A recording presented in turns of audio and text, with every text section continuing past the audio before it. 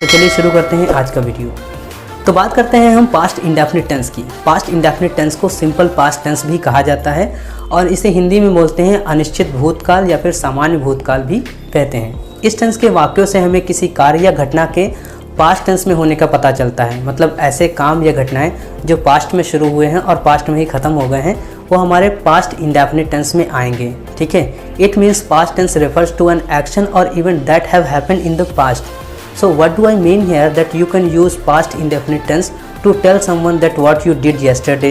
तो मतलब कहने का ये है कि इस टेंस का यूज़ भूतकाल में हुए कार्य या घटनाओं को बताने के लिए किया जाता है। अब इसमें आप समय भी यूज़ कर सकते हैं, बिना समय के भी कर सकते हैं। जैसे कि आप बोलें कि मैं उससे मिला यानी आई मेट हर, या बोलें मैं उससे कल मिला आई मेट हर येस्टरडे।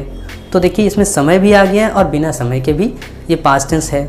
इसके अलावा आप इसका यूज़ भूतकाल में मतलब पास्ट टेंस की आदतों को बताने के लिए भी कर सकते हैं। जैसे कि मैं क्रिकेट खेलता था, ठीक है, या मैं फुटबॉल खेलता था, तो ये पास्ट की क्या होगी, आदतें हो गई। या फिर कुछ समय पहले की जो घटना है, जैसे कि मैं दिल्ली में रहता था 10 साल पहले, या वह मुंबई में रहती थी 10 साल पहले, वह 1 साल पहले क्रिकेट खेलता था। ठीक है, तो ये चीज़ें भी आप इसमें बता सकते हैं। इसके अलावा कुछ चीज़ें और होती हैं, जैसे कि मैं पूछूं आपसे कि आपने कल क्या किया, तो आप बताएंगे मैंने टीवी देखी, मैं बाज़ार गया, मैंने क्रिकेट खेला, मैंने खाना पकाया, मैंने आम खाया, मैंने चॉकलेट खाई।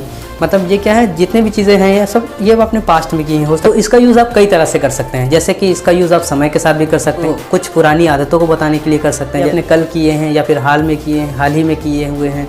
तो आई होप अब आपको समझ में आ गया होगा कि पास्ट इंडेफिनिट टेंस किसे कहते हैं। तो अब बात करते हैं इनकी पहचान की कि इनको पहचानेंगे कैसे। तो चलिए सीखते हैं इनकी पहचान। तो बात करते हैं हम इनके पहचान की। तो जिन हिंदी वाक्यों के अंत में ता था, ती थी, ते थे लिखा रहे या फिर आ, ई, ए की आवाज़ आए वो आपके पास्ट इंडेफिनिट टेंस कहलाएंगे। जैसे कि मैं वहाँ जाना चाहता था, गीता दिल्ली में रहती थी, तुम क्या कहना चाहते थे, या फिर मैंने उसे बता दिया, वह बाज़ार गई, वह मेरे पास आए, तुमने कल क्या किया, या फिर मैं गया या मैं गया था, मैं पार्क गया या मैं पार्क गया था। ठीक है, तो ये भी आपके पास्ट इंडेफिनिट टेंस हो जाएंगे।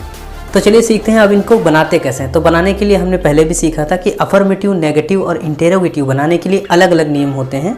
तो हम इसको सीखेंगे उसी तरह से जिससे आपको समझने में आसानी रहे। तो सबसे पहले हम बनाएंगे इसमें अफर्मेटिव यानी कि सीधे साधे वाले। सबसे पहले इसमें आपको लिखना है सब्जेक्ट। सब्जेक्ट हमने पढ़ा था कि ये 2 तरह के होते हैं और ये वीडियो भी देख लीजिएगा, इसमें भी मैंने बताया हुआ है, जिससे आप सीख जाएंगे। ठीक है, तो सब्जेक्ट होते हैं हमारे 2 तरह के।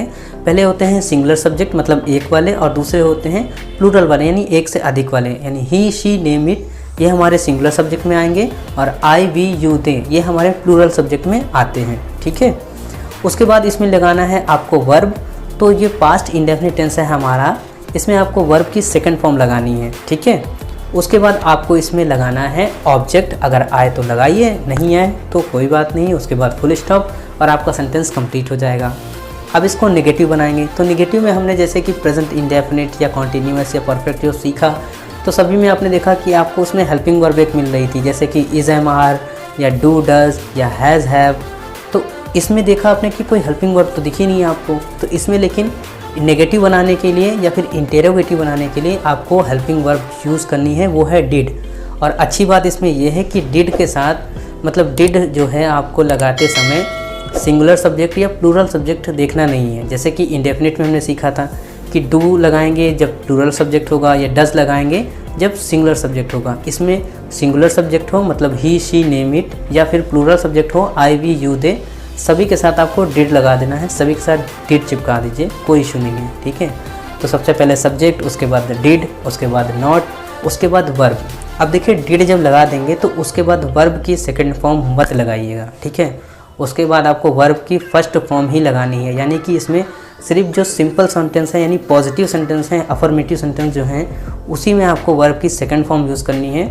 नेगेटिव या फिर इंटेरोगेटिव के साथ आपको वर्ब की फर्स्ट फॉर्म ही लगानी है, ये याद रखिएगा, नहीं तो आपका सेंटेंस गलत हो जाएगा। ठीक है, उसके बाद ऑब्जेक्ट लगाइएगा, आए तो लगाइए, नहीं आए तो टाटा बाय बाय, कोई बात ज़रूरत नहीं है। उसके बाद हम बनाएंगे इनको इंटेरोगेटिव। तो इंटेरोगेटिव बनाने के लिए सबसे पहले हेल्पिंग वर्ब यानी डिड आ जाएगा, उसके बाद आ जाएगा सब्जेक्ट, उसके बाद आ जाएगा वर्ब की फर्स्ट फॉर्म, और उसके बाद ऑब्जेक्ट आए तो लगा दीजिए, नहीं आए तो मत लगाइए। तो चलिए अब इनको उदाहरण के साथ समझते हैं जिससे आपको समझने में आसानी रहे। तो हमारा पहला उदाहरण है, वह कानपुर में रहती थी। तो अब इसको बनाएंगे। तो फॉर्मूला आपके सामने है। तो इसमें सबसे पहले आपको लगाना है सब्जेक्ट, ठीक है। तो सब्जेक्ट है इसमें हमारा वह, तो वह की इंग्लिश होती है शी। उसके बाद रहती है, तो रहती की इंग्लिश होती है लिव, और लिव की सेकंड फॉर्म होती है लिव्ड, यानी डी इसमें ऐड हो जाता है, ठीक है। तो शी लिव्ड, उसके बाद कहाँ रहती थी, शी लिव्ड इन कानपुर, ठीक है। तो वह कानपुर में रहती थी। इसी को निगेटिव बनाएंगे तो आपको इसमें लिखना है शी, उसके बाद हेल्पिंग वर्ब लग जाएगी डिड, उसके बाद नॉट, उसके बाद अब सेकंड फॉर्म नहीं, अब फर्स्ट फॉर्म लगाएंगे यानी लिव, और उसके बाद in Kanpur, she did not live in Kanpur, और लास्ट में did she live in Kanpur. तो देखा कितनी आसानी से ये सेंटेंस आपके बन गए। तो हमारा दूसरा उदाहरण है, वे लोग मेरे पास आए। तो इसमें सबसे पहले लिखना है आपको सब्जेक्ट। तो सब्जेक्ट है हमारा इसमें वे लोग, तो हो गया हमारा दे। उसके बाद इसमें क्या है, वर्ब कम यानी आना। तो कम का सेकंड फॉर्म हो जाएगा केम, दे केम क्या मेरे पास आए, दे came to me, they came to me, वे मेरे पास आए। उसके बाद इसका नेगेटिव हो जाएगा, तो they did not come to me, यहाँ पर केम नहीं होगा, कम हो जाएगा, ठीक है। और डिड दे कम टू मी, ये आपका इंटेरोगेटिव हो गया। तो इसी तरह से आपको सेंटेंस बनाएंगे तो अच्छे से आप सीख जाएंगे। और पास्ट इंडेफिनिट टेंस का बहुत ज़्यादा यूज़ होता है जिससे, और इसका यूज़ आप डेली लाइफ में करेंगे तो बहुत ही अच्छे आपको रिजल्ट मिलेंगे। तो इसी तरह से मैं कुछ आपको सेंटेंस दे रहा हूँ एक्सरसाइज के लिए, इनकी आप कोशिश करिएगा बनाने की, और कमेंट में इसे जा कर के लिखिएगा। मैं इनको चेक कर लूँगा, अगर सही होंगे तो मैं आपको लाइक दूँगा, और अगर गलत होंगे तो मैं वहाँ पर आपको मेंशन कर दूँगा कि इसमें क्या गलती है। तो आई होप आपको आज का वीडियो अच्छा लगा होगा, और अगर वीडियो अच्छा लगा हो तो प्लीज़ लाइक करिएगा, and please do like, share and subscribe my YouTube channel daily simple English, make your future bright, and thank you for watching. Have a nice day.